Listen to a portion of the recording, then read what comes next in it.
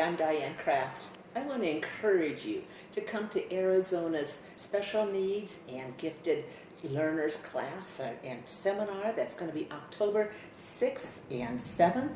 And it's coming up soon, and I'd like to have you come. I'm going to be there and help you think through some of the issues that you have going on with your child. We know that many times these kids are, the gifted and the struggling are one and the same. When I was teaching in my resource room, I had these wonderful kids from 2nd through 5th grade, or 6th grade through 8th grade. We called them gifted with a glitch because they were twice exceptionals. So they were at a wonderful IQ, or they were good thinkers, whether they tested high in IQ or not. They were very good thinkers, but they had poor output. There was something that was blocking their output and keeping them from being successful in school, and more importantly, being successful. So while I'm there at the conference, I'm going to give you 4 workshops, 1 on Friday night and 3 on Saturday. I so encourage you to come if you can. It's going to be like having a little consultation session. For many years, I've run a consultation practice here in Denver from Child Diagnostics, and I've seen families fly in from all over, so I can just show them where their child's glitch is and how to work with them at home. If you can come to all 4 of these workshops, you'll have all that information that you need to be your child's own diagnostician and their own resource room teacher. So then the 4 workshops, we're going to have one of them is going to be a gifted with a glitch. We called it Smart Kids Who Hate to Write. These are the kids that when I was teaching and we had our meetings, our IEP meetings, they were called lazy, sloppy, and unmotivated because they just would not have any output. But we didn't realize they had an undiagnosed dysgraphia or dyspraxia, the most underdiagnosed and undertreated of all the learning glitches that we have. It's not readily understood and it's not readily corrected, but it's so easy to correct at home. I'm going to show you about these kids who have great stories orally but hardly write anything. Or they make reversals. We take reversals very seriously because if a child makes 1 reversal, we know there are 5 other times they had to think about the letter before they wrote it. That takes way too much battery energy. Thus, they avoid writing. You like to learn by writing notes. We want them to be able to learn by writing notes. But that writing gate has to be open and not blocked for them to be able to do note-taking. It's a huge skill that they need when they go on to college. So oftentimes it shows up in math. They need graph paper because lining up is hard for them because they don't have an internal gyroscope. They have not internalized their midline. So left, right, up, down, space is very hard for them. We can do all sorts of props and help them, but let's correct the problem. And we'll show you how to do that at home. These kids are allergic to pencils. You know them. We'll even show you in this class that if you can come to this very important workshop, we're going to show you Keith, an 18-year-old, who is doing the writing 8 exercise that I'm going to show you. And he is doing it because, not that he needs it right now for writing, he's past that, but because he likes it for sports. He says he gets so many more points. He can just get the basket so many more times. We have archery instructors who are using this exercise to help the kids with eye-hand coordination. We've also found parents who say the kids can ride a bike and they can ride the bike easily after they do this exercise.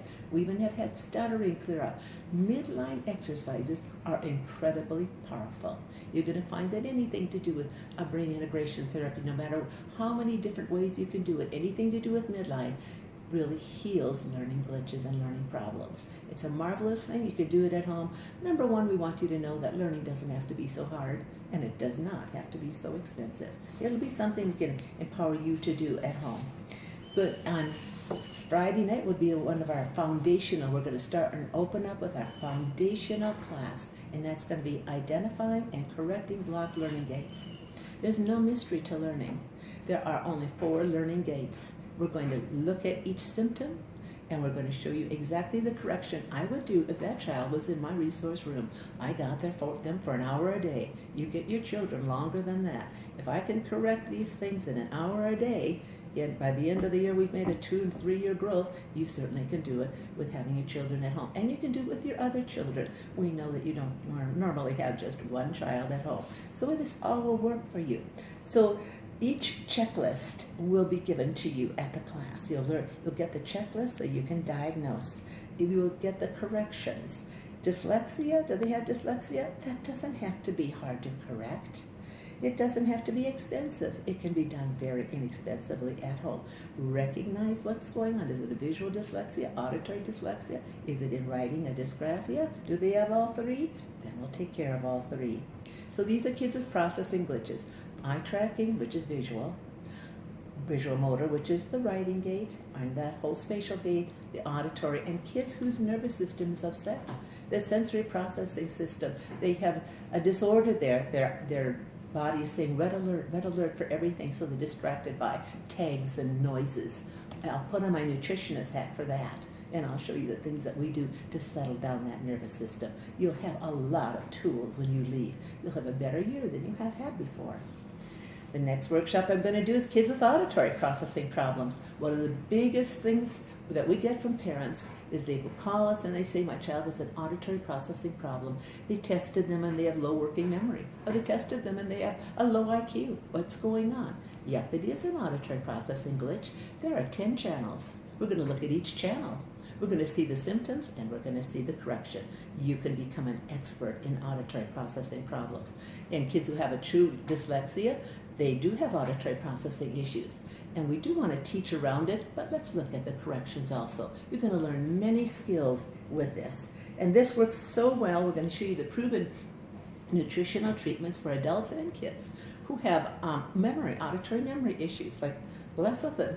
That converts to acetylcholine, which is the memory neurotransmitter. 30% of the brain is lecithin. This works so well for our wonderful kids with Asperger's-like symptoms and our kids who are on the autistic spectrum. You'll get a lot of information about that. The last one class that we're going to do is going to be on Saturday, and it's going to be bypassing. It's going to be training your child's photographic memory. One of the best gifts you can give to your child is to show them how to take a picture of words in their head and whole pages. I remember Jeremy was the second grader, and he came to my pull-out resource room for spelling, along with a group of about 5 other kids. And I was showing them how to take pictures of words because sounding out wasn't working for them. We love sounding out. We're not against that. That's perfect. Writing wasn't working for him because his writing gait was blocked, but I knew his camera was intact. And so I was showing him the word is and how we made the S a snake with the tongue coming out. And he said, Mrs. Craft, do you have an easier word than is? He said, well, that would be Jeremy. But he said, tell me, what's the hardest word that you think you can never spell? He came up with Lamborghini. And I had to look it up. Lamborghini has an H in it. But we took those letters, we made so many little weird memory hooks on them that he could spell it forwards and backwards. That day he went back to his second grade classroom and his teacher said, "So Jeremy, what did you learn today?" And he wrote Lamborghini on the board in front. Well, everybody wanted to come to the new spelling class because he looked like he had just become a genius. Your child can too. Let's learn how to train their photographic memory for math facts. Skip counting's wonderful. If that's not working, let's just take a picture of those. But we've got to put certain Velcro and glue on. We're going to show you how to do that. Phonics is wonderful for reading. We love that, and spelling. But if it isn't holding in the old way of teaching, remember, if they're not learning the way you teach the way they learn. And what we're going to do is we're going to put pictures on things and get their camera, and the camera works so well when their auditory processing is letting them down. So we're going to work on auditory processing all year, but meanwhile, we're going to show them how to use their powerful photographic memory. They'll feel so good about it. We have instant success sight words. We're going to show you how to make those. Learning doesn't have to be so hard. So many parents say, "I can't believe it. He came down today and he smiled and he said, 'Can we do math first?' My child who hated math."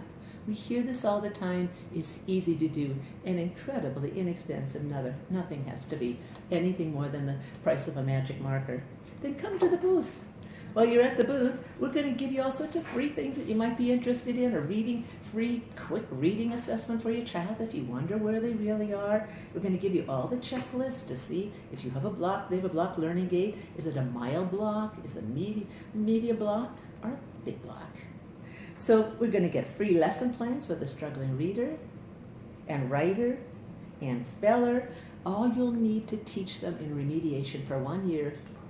Resource rooms teachers use this all the time, and a mini consultation for your child. Make this your best year yet. See you at the conference.